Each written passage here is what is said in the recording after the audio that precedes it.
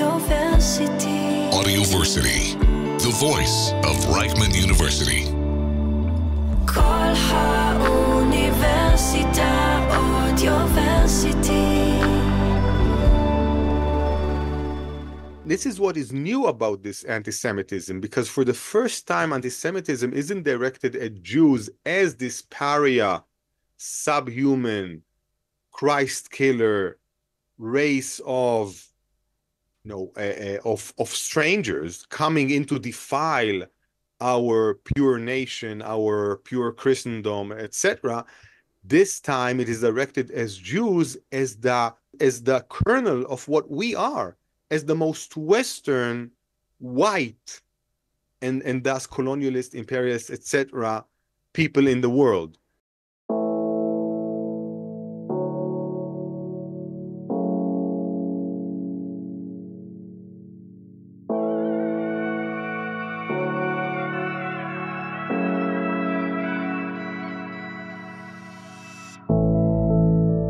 Welcome to Raw, a podcast where we confront the complexities of war from the inside out. I'm Anouk, a journalist, author, yoga teacher, and meditation practitioner. Raw, or war spelled backwards, symbolizes how many of us feel in the face of the Israel-Gaza conflict: exposed, vulnerable, and seeking understanding. Here, we don't just discuss the external battles, but dive deep into our internal struggles, examining how this violence has shaken our very core. Join me in conversations with philosophers, psychologists, and spiritual leaders as we explore how to navigate these painful times with wisdom and resilience, finding guidance for our own paths through this raw, unfiltered world.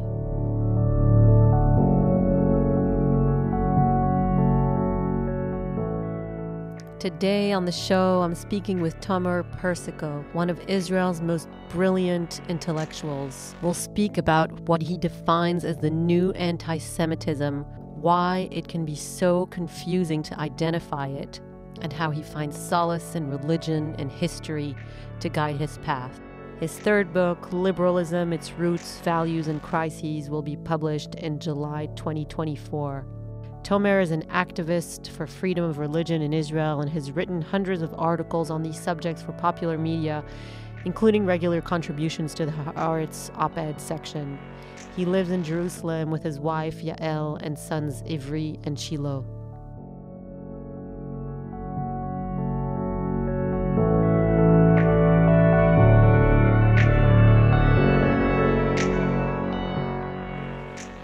Tomer, welcome to Raw. Thank you for being here, or I should say there, because you're in your office, in your home in Jerusalem, and I'm in the studio. But this technology of Zoom is allowing us to connect more than just audibly. So thank you. It's a pleasure. Mine too. Thank you for inviting me. Tell me how you are doing. How are you feeling? The days are different, I think, to how they used to be before the war. Tell me how your day is going today. This day was one of the least comfortable. I was walking around with a heavy chest. I would even say a sort of a pain in my chest, and I was really just thinking about trying to think about the future in some sort of optimistic sense, and not thoroughly succeeding. Really, just the pain of it all. So that hit me today, as it does every other day, approximately, and so these days are not happy days. I mean, it's really a tough time, and I have this sort of dissonance with my personal life, because in my personal life everything is okay, even good. A book of mine is going to get published next month, but it's hard to be happy about it when our whole future is just so at least unknowable, if not unbearable. And here I Yeah. was coming to you for optimism. Yeah. Yeah. I was in the car and then I started thinking like I don't really want to be doing this. I want to be on a beach or in a forest somewhere with my kids and reading poetry and listening to music. I actually started laughing in the car because it is such a perverse, confusing, diabolically tragic a situation that we live in. At the same time, like you say, in my personal life, things couldn't be more beautiful. And and I thought about do you know this movie, The Dead Poets Society, that Robin Williams used to play, and he plays the teacher, and he said this he said that the powerful play goes on and you may contribute a verse. What will that verse be? And I thought of that, and I thought, I would rather my verse be dancing and playing and and reading poetry in that forest. But that's just not, it just doesn't happen to be the chapter that I'm living in. And the chapter means that the verse that it seems I can try to contribute right now is to do this podcast and try to, I won't say bring some lighter positivity, because like you said, it's hard to find, but to tap into our wisdom. I want to situate you in a context for our listeners, and you can expand on this. You're Israeli. You were born in a secular family.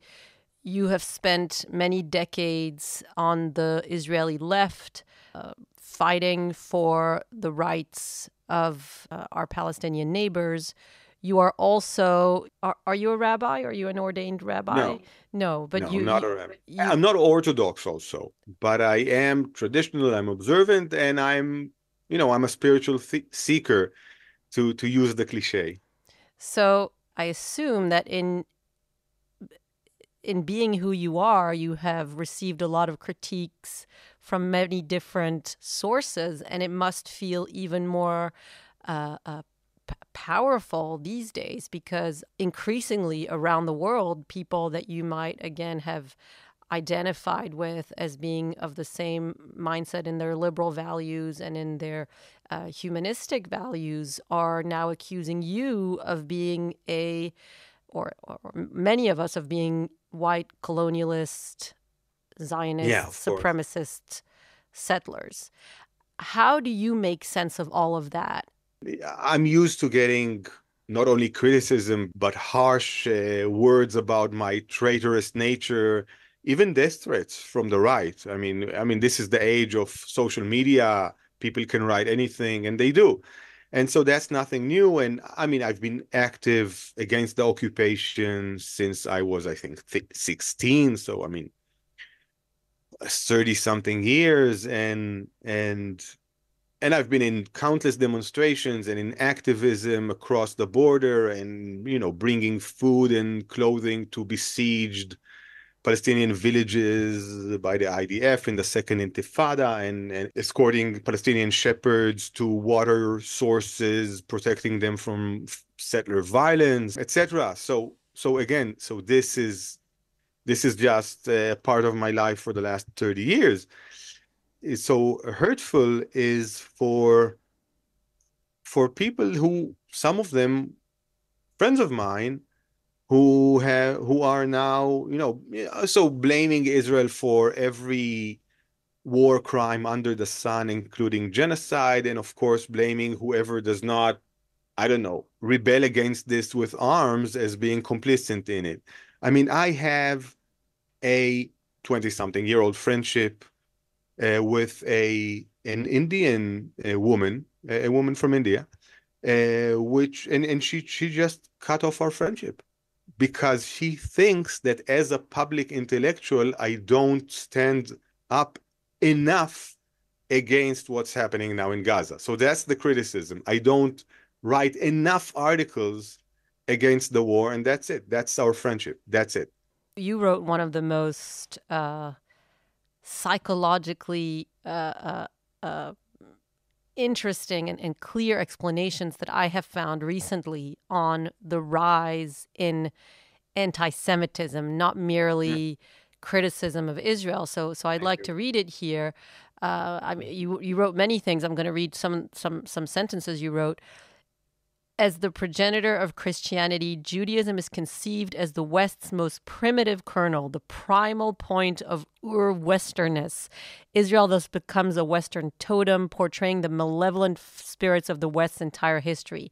In an incredible historical irony, the Jews are now not an Oriental Semitic pariah nation, nor a degenerate subhuman race, but the purest representatives of the West and the most atrocious white supremacists. And I want to say here again that you do criticize Israel and you do criticize the occupation, but what you say is there is something here that goes far beyond that. Yeah. Is this something that you realized recently, or is this something that you knew before? Let me start with your caveat here. Of course, much of the criticism against Israel is valid, if not, totally legitimate, if not valid, right? And I'm sure amongst the protesters, even in different progressive campuses across the United States, most of them are, liberal young people with a awakened conscience that want to change the world for the better, and again have valid criticism about what Israel is doing, what it has done, etc. What you read is shared by the extreme groups within those circles, and it might be called the new anti-Semitism. I've been studying this for over a decade now. I think what we are seeing here is a new type of anti-Semitism, and here we must decipher what's new about it. First of all, we must understand is that the criticism of Israel at this time from the radical fringes of the protesters, etc., is made up of, I would say, perhaps 3 or 4 different currents. First of all, there's post-colonialism, obviously. I think there is a lot of post-nationalism, even, the feeling that a nation state that is an ethnic nation state is illegitimate in a way, even though there are a lot of ethnic nation states in the world. The US is different, actually, is the outlier here. And there's a strong, there's also identity politics, etc. And there's a strong anti-Western current here. And this is, I think, what we must understand.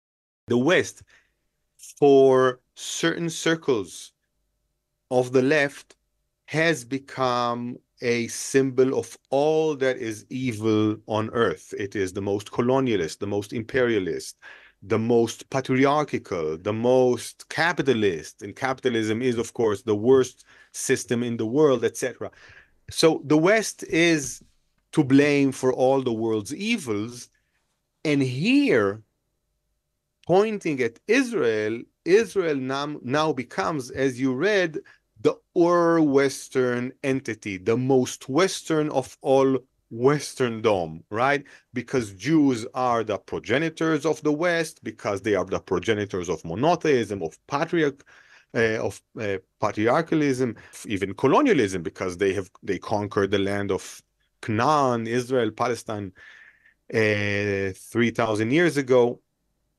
This is what is new about this anti-Semitism, because for the first time, anti-Semitism isn't directed at Jews as this pariah, subhuman, Christ killer race of strangers coming in to defile our pure nation, our pure Christendom, etc. This time it is directed as Jews, as the kernel of what we are, as the most Western, white, and thus colonialist, imperialist, etc., people in the world.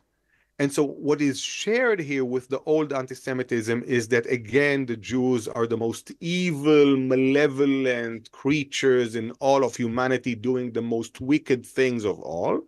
If it isn't, killing the Messiah, it's using children's blood for rituals, etc. It's the most evil thing in the world.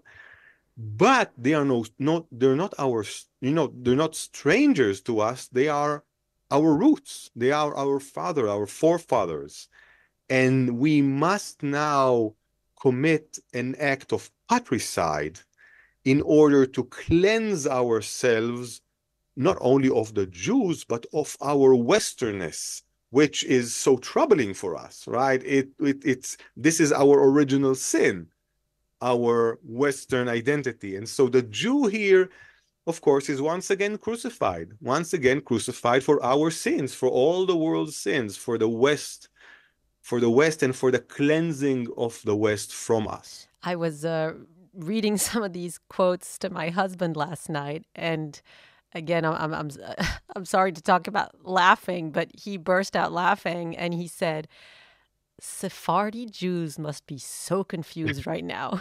And we just both laughed because, we just imagine this, this person coming from, these Middle Eastern countries being accused of being white supremacists.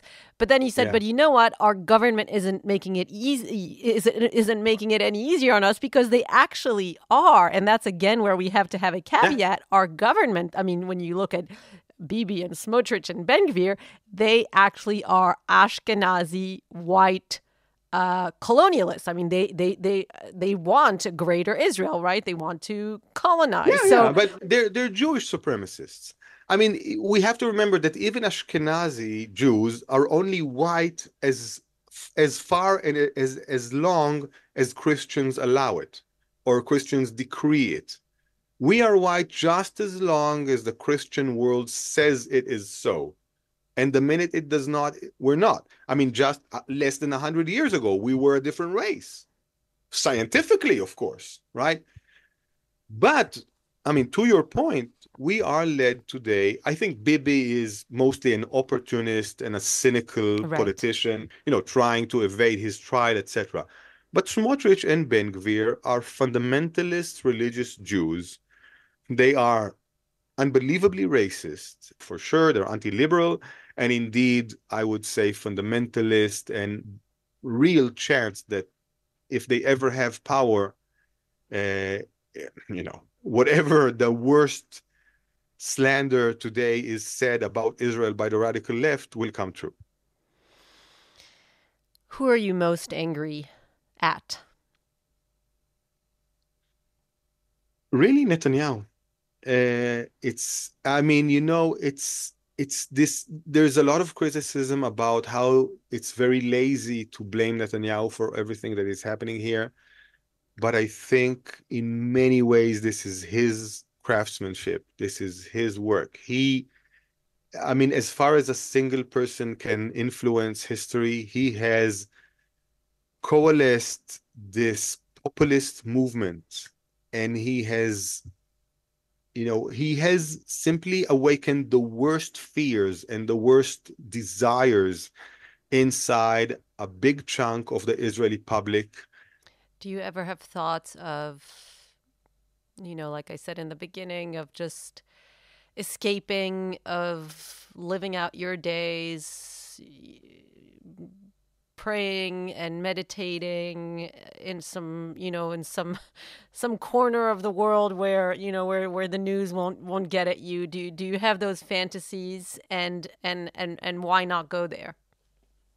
I have these thoughts every day, perhaps a few times every day. Yeah, I mean, I think in my essence, I am a monkish guy. I mean, I would have been a monk in a different scenario, and I think about this all the time. One day it will happen. I hope it will happen out of my choice. I hope it will happen after Israel is secure and blossoming, and I can take the time off and go to meditate until I die on the banks of the Ganges or wherever, or the Mountain of Olives or wherever. But it can also happen if I'm a refugee. I mean, I don't know. But this is for a future time, if at all. Right now, I really try, I'm trying to struggle over this place, over the betterment of this place. In Buddhist thinking, there is, as you said, there is a kind of divinity in reality, and that means not spiritually bypassing and looking only for what feels good, but also being intimate with the difficulties of this human incarnation, and and seeing it for what it is, and contributing that verse in any way we can.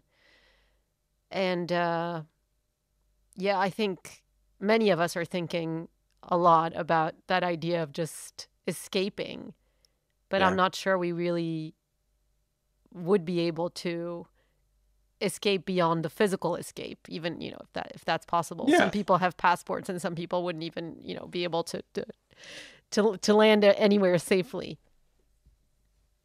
Yeah, I think and some people are escaping. And I think some people are escaping with the wish also to escape Judaism itself. I think this is one phenomenon that we will see in the next 2 years. People not only living Israel, but assimilating, as it were, into Australian or Canadian or American culture by purpose, not by lack of, resources or strengths, but on purpose, and on the very explicit purpose for their kids and grandkids to know nothing about Judaism and to live a normal life. I think we'll see that. And I think it is because all of us have been thrust, as it were, back into Jewish history. We are now more Jewish. We feel our Judaism more because of the war here and because of anti-Semitism other places. I mean, China is now anti-Semitic, which is like, crazy, just unbelievable. And we are thus part of the Jewish story as we have not been before. We thought we were Jews, obviously, but we were in another era, right? I mean, the whole Shoah and the pogroms, we learned about it and we commemorate it and we have days that we remember it, but it's in the past, right? And I think what happened to us on the 7th of October and since is that we have understood that it's not in the past, that we are now experiencing another event that is a part of the same chain of events. And so we are now as Jewish and as Jewishly, miserable as we are experiencing a predicament that is as Jewish as the Shoah was. For some, this is bliss. I mean, the messianic fundamentalist religious, part of Israel is in bliss because obviously now they are, redeemed, or reality has showed that they were always right, that Am Levadad Ishkon, a people that dwells alone and everybody's against us and we are God's chosen, etc.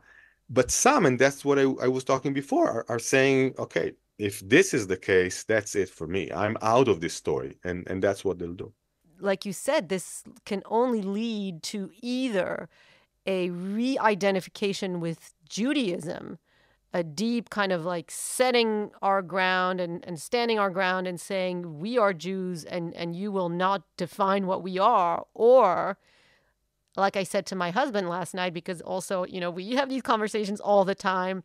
And at some other point when we were kind of laughing, I said to him, can't we just un-Jew ourselves? And he said, Anouk, how can you say that? I am a proud Jew and my children will be proud Jews standing on the shoulders of... I was like, okay, Barak, good night.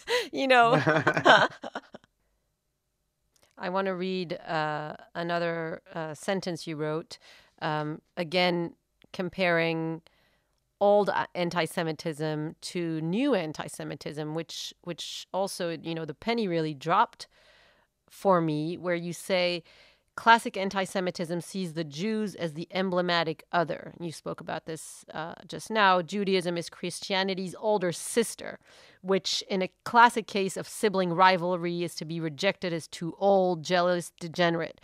The Jews, therefore, are the eternal outsiders, the perpetual wanderers, the pariah on the periphery of culture, the threat to the purity of the people and the wholesomeness of the family.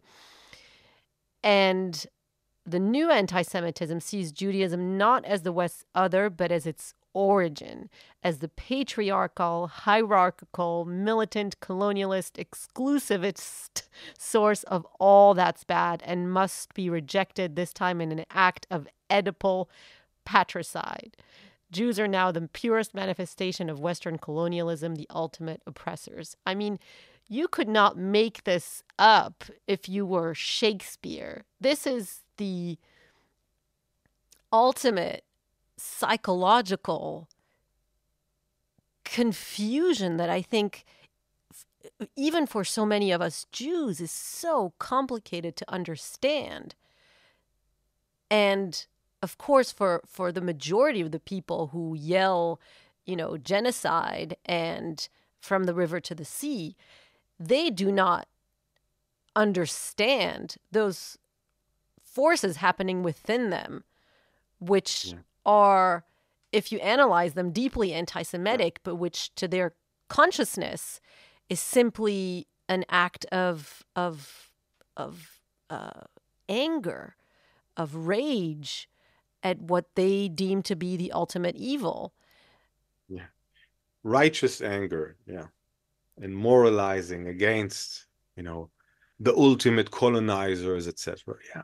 What do you think made so many young people around the world hate their culture so deeply? I mean, do you think about the origin of the hatred of Westerners for Western values and the black and whiteness of the right and wrongness and the oppressor oppressed? Where did it become so extreme? I think this is actually a very profound question.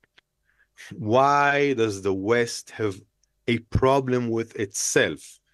And here the West is the modern liberal West, specifically, the modern individualist West who speaks about rights and autonomy, personal autonomy, and, makes a system of government that upholds each and every one's personal dimensions of privacy and freedom of religion and freedom of conscience, etc. It's this that we develop an antagonism for. And I think, again, it's a very profound question. Why? It is because basically this is the move from Gemeinschaft to Gesellschaft. This is what we are describing. This is the move from community to society, from our deeply bound, integrated, almost organic existence in a clan or in a village where everybody knows everybody, everybody is connected to everybody, everybody is in almost unavoidable solidarity with everybody. Of course, there is friction, but your fate is one. You can't, and you have a minimum amount of autonomy. You don't decide almost anything for yourself, from how you dress to who you marry.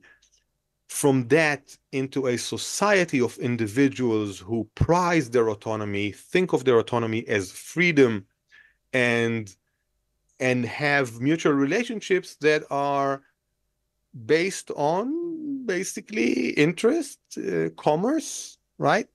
And it's this move which is the fundamental question of the science of sociology. It's this move that I think is at the heart of our struggle with ourselves. It's this that the existentialists talked about, the alienation of modern culture, the anomie, Durkheim would call it. Marx would say alienation. Weber would call it a iron cage of specialists, etc. It's this move again from Gemeinschaft to Gesellschaft that we have paid a price for. We have paid an enormous price for, even though I am a liberal and I'm for, obviously, Western culture. But the price we paid is real. And I think for many people, mostly unconsciously, they rebel against it. And they wish to return to some sort of organic or more communal existence. And this is why Marxism promised, right? After the revolution, in the future, proletariat heaven, we will have no alienation. People will be in solidarity. And fascism promises the same. In our, Volksgemeinschaft, we have no alienation. Everybody's, taking care of each other, and we are all one for all in this, organic nation. And so it's the same promises. And today, I think the radical left, in either its Marxism or its identitarianism, also, when we get rid of these white supremacist, colonialist, imperialist capitalists, we will be able to live in a society that is truly free and harmonious, etc. So it's the same promise to return to this womb of a community, a Gemeinschaft, right? And I think it's that. And in this specific moment of history, Jews are taken to be what separates us from that. You can hear protesters say, when we topple Israel, the whole capitalist order will topple. You could have heard that a few times during the last few months. There's this promise of a messianic, era. Israel is what is standing between us and this socialist, or I don't know, harmonious heaven. And the smartest people are falling for it. Yeah. And what you said is important. We need to remember that this started a lot, like weeks before Israel actually invaded Gaza, right? This started at the 8th of October. At the 8th of October, Israel was already to blame for everything. Not denying for a minute that there is valid criticism about Israel in general, about how war is conducted in particular, a lot of valid criticism, which I myself share. But this is not what we're talking about. How do you think about the war today? When you look at what has been achieved, if you can say so. It's obvious that Hamas will rule Gaza unless another regime replaces it. And the decision about which regime replaces Hamas is something that Netanyahu is not able to make, because his fundamentalist coalition partners want him to simply, decide that Israel will take over Gaza, occupy it, have martial rule there, and, perhaps ethnic cleanse it, whatever. And of course, he won't do that. I don't think he really wants to. And also, of course, the international community won't let him. On the other hand, the most logical alternative is bringing the Palestinian Authority into Gaza, right? Probably boosted up by some international or multinational Arab military force, and, starting to push in also funds from the Emirates, from Saudi Arabia, that will build Gaza anew, because Gaza is completely demolished, right? So this is the logical thing to do, and again, to break into a process that will eventually, hopefully, make Israel into a partner of peace with Saudi Arabia, and eventually, again, in a few years' time, perhaps found a Palestinian state. Hopefully, this is what I think is the best scenario. So that Netanyahu cannot do, because his coalition partners will withdraw. Is there something not worrisome or inspiring or encouraging that you would like to leave our listeners with?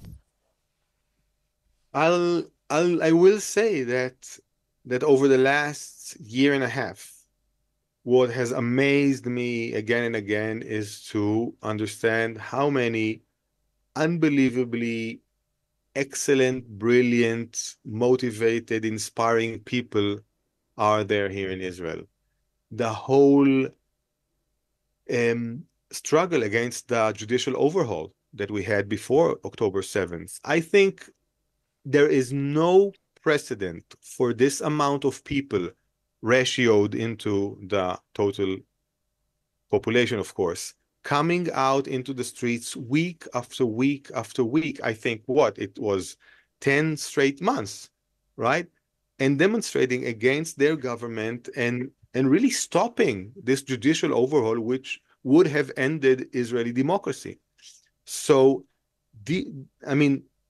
such good people are here, such good forces, such brilliant and creative activists. And so if anything gives me hope, it's that really there are a lot of good people here, and perhaps we can fix what was broken. I want to leave you with a poem called Clearing by Martha Postlethwaite. She says, "Do not try to save the whole world or do anything grandiose. Instead, create a clearing in the dense forest of your life and wait there patiently until the song that is your life falls into your own cupped hands and you recognize and greet it. Only then will you know how to give yourself to this world so worthy of rescue. Do not try to save the whole world or do anything grandiose." That's beautiful. Beautiful and so meditative, of course. Yeah. I think, we found ourselves, I was talking of wanting to escape to a forest, but, this is the forest that we found ourselves in, and just rising to the occasion. It's not the occasion any of us would have hoped for, but it's the occasion we find ourselves in, and doing what we can, meeting each other, meeting people with a heart. Thank you so much. I want to really thank you for the things you write and say, and for your courage, and for coming on here. Thank you so much, Anouk. It was a pleasure, really.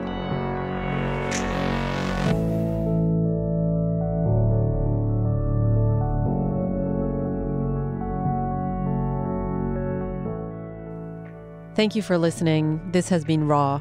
To listen to more of our episodes, you can find us on Spotify, Apple Podcasts, or wherever you find your podcasts. I'm Anouk Lori. Goodbye.